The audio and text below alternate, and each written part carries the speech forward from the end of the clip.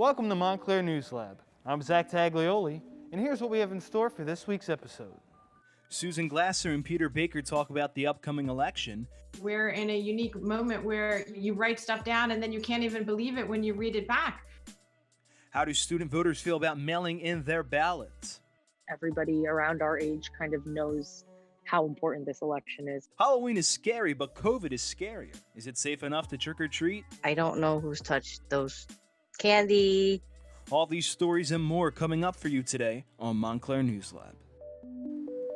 With the election less than a week away, two of our nation's most prominent political journalists recently came to Montclair State University to share their insights, and I had a chance to speak to one of their fathers.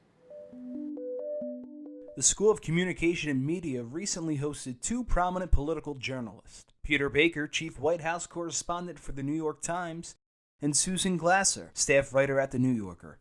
The husband and wife team discussed their new book and the upcoming election in a virtual event with moderator Keith Strudler, the director of the School of Communication and Media. As chroniclers of this presidency, we're in a unique moment where you write stuff down and then you can't even believe it when you read it back. With the election already underway through mail-in voting, polls show most Americans have made up their minds. I think it's hard to measure by historical standards is exactly doing this in the middle of a pandemic. And if you have people voting in unconventional ways and suddenly have the rules changing and flux in all these different states about whose ballot gets counted, you count it, whether it has a postmark on this date or that date, those are so hard to judge at this point. And if we have a result that looks something like this direction on election night, and then it changes over the days and weeks to come as the counting continues, that could throw uncertainty and suspicion into something that might not be justified, but would be troubling, I think, for the credibility of our democracy. After 4 years of Donald Trump, basically no one in America in their right mind is undecided on this guy. They either are in favor of him, which is a small and, deeply committed minority, or they're not just against him, but, fervently so and highly unlikely to change their minds. Trump suggested that he may lose. I'm going to say I lost to the worst candidate in the history of politics.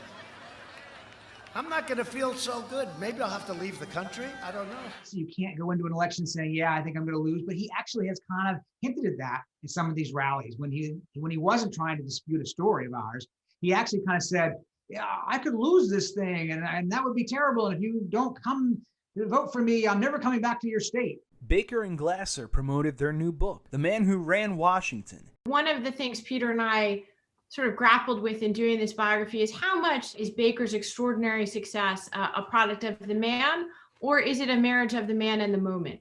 Glasser's father, Stephen Glasser, is on the advisory board for the School of Communication and Media. The Montclair resident helped arrange the interview for his daughter and son-in-law. They have a soft spot in their heart for Montclair. Susan is a native, and she knows that her dad's been involved with the school in several aspects, currently with the School of Communications and Media. Dr. Strudler says with large events prohibited, this virtual conversation was a way to bring the school and the community together. On the one hand, it gives us the opportunity to potentially recruit some people that maybe we couldn't have gotten otherwise. This has been a White House unlike any in our lifetimes or our memory, or perhaps even in the history of this country.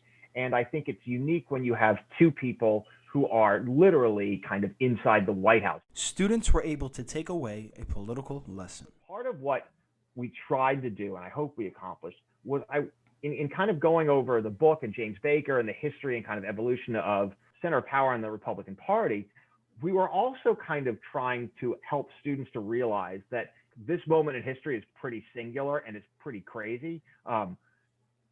There is a cycle in American politics. This election is not finalized, so there's still room for change. If you're a Trump fan, there's still reason to hope. If you're a Biden fan, then there's still reason to worry. 2020 has been an unpredictable year, one that is still playing out. For the students and the greater Montclair community, this was an opportunity to hear from two journalists with front row seats. From Montclair News Lab, I'm Zach Taglioli. With the 2020 election right around the corner, voting this year is both easier and harder than years past. Sandra Bulos reports. We approach the 2020 presidential election in the midst of a global pandemic, with nearly 1 million Americans voting early or by mail every day. Montclair State University is pushing new ways of voting on a campus that is almost empty. Marielle Pagan is the director of the Center for Student Involvement. I asked her what voting this year will look like for students. New Jersey was going to use primarily vote by mail for this year's November election. And so what that will look like and what that will mean is anybody who's registered to vote is going to automatically receive their ballot by mail. She says her office advises students on all things voting. And it starts with voter registration, but it doesn't end there. You register and then you go through the process learning about the issues, learning about the candidates, and then you make a plan to vote. Pagan suggests students use a new website called TurboVote. When a student goes to register using TurboVote, they have two choices. They can vote using their permanent home address or their residential. So for example, we might have a student who was living in Machuga or Denalo last year. They got registered. That means that they were registered in Little Falls, New Jersey, but now they moved over to Freeman. If they live in Freeman, they now live in Montclair. And so they should be updating their registration and voting in the proper town. Mail-in ballots have become somewhat controversial this election. Ms. Pagan advises students to be careful when they vote. But one of the things that I think often happens and why a ballot might get thrown away is because the person didn't sign it. And it's a simple thing, but it's a significant thing because in New Jersey, you don't have to present your ID when you go to vote. Jordan Tenitigan is a senior at Montclair State. Jordan received her ballot at her home in Jamestown.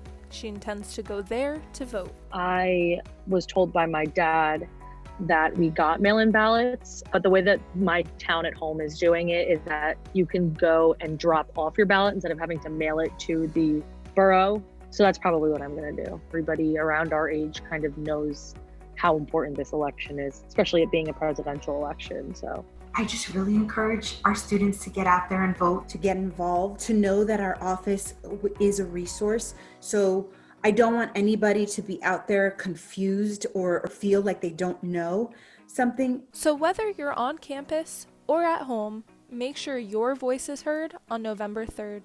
From Montclair News Lab, I'm Sandra Boulos. Now that we know how to vote, let's ask students how they plan to do it.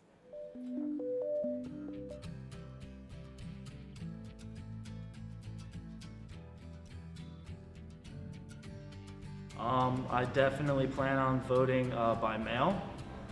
Due to COVID and everything, I really don't feel safe being around like a large group of people. So the mail-in ballot came in just a couple of weeks ago. I already filled it out. I'm just waiting for the rest of my family to fill out theirs, and we're gonna vote through mail. You know how we talk about following science. So in this case, I think we should follow data. There are many states that have had mail-in voting for many, many years. There is very little evidence of fraud. I definitely think that there are some ways that fraud can come through.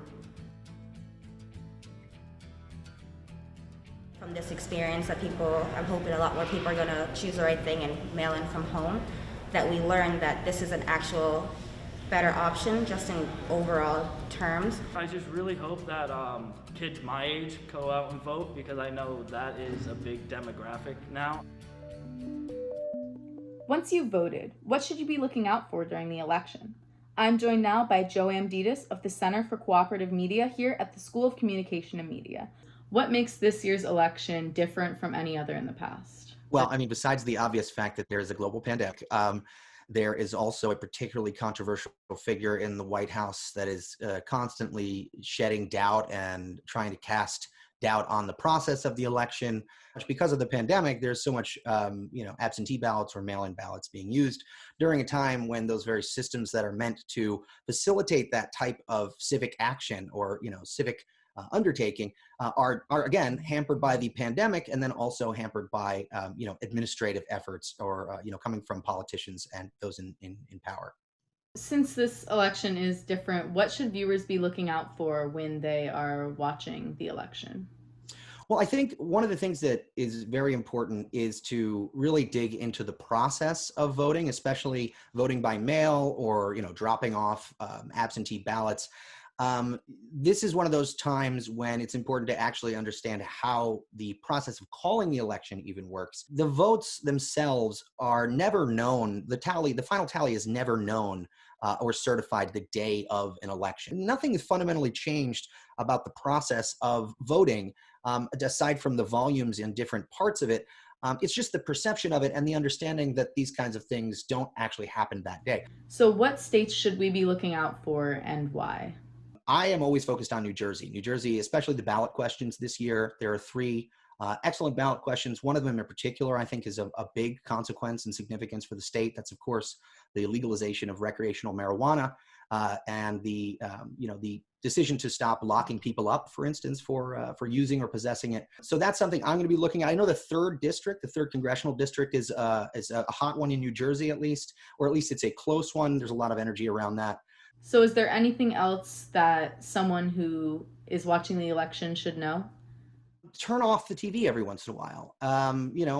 You go vote, do your part, and join your civic organizations, help your neighbors, go do democracy that way, in addition to the voting that you're doing. Voting is obviously very important, but there are so many other ways to engage in democratic participation. The real politics happens in the streets, it happens in the workplace, it happens at home, and it happens in an everyday exchange with your neighbors. The voting thing, again, is crucial, and it's very important because it's the most direct way to implement your political will and see results. But ultimately, as a collective, there's way more power and influence that you have doing that on an everyday basis at the local level than, worrying about what to watch for on the 24-hour CNN coverage. Well, Joe, thank you so much for taking the time out of your day to talk to me today. Thanks for having me. I appreciate it.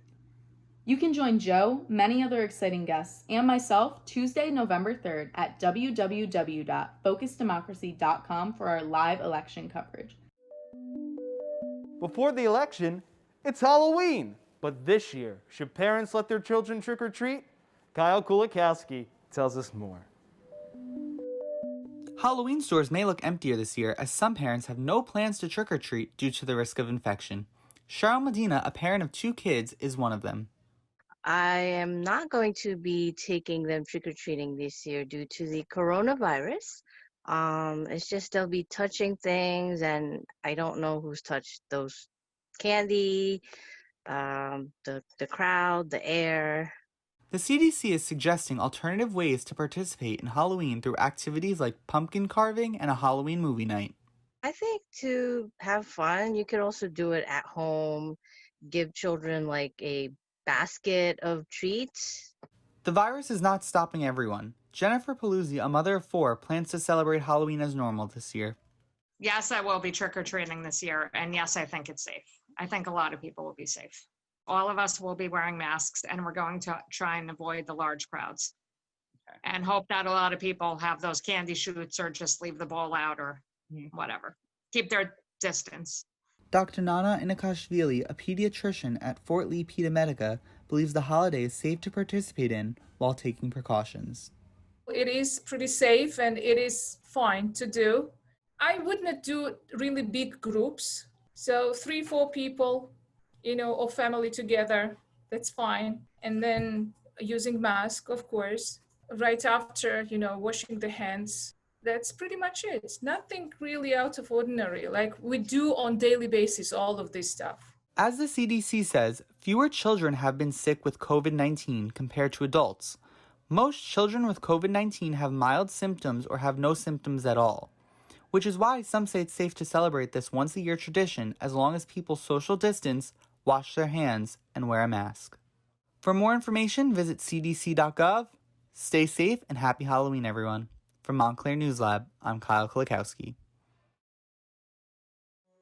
Be sure to follow us on Instagram and Facebook at Montclair News Lab, on Twitter at MSU News Lab, and catch up with us on our website at montclairnewslab.tv for more. And that's all the time we have for today. Stay tuned for next week's episode. I'm CRISTAL Santos. Stay safe and have a great week.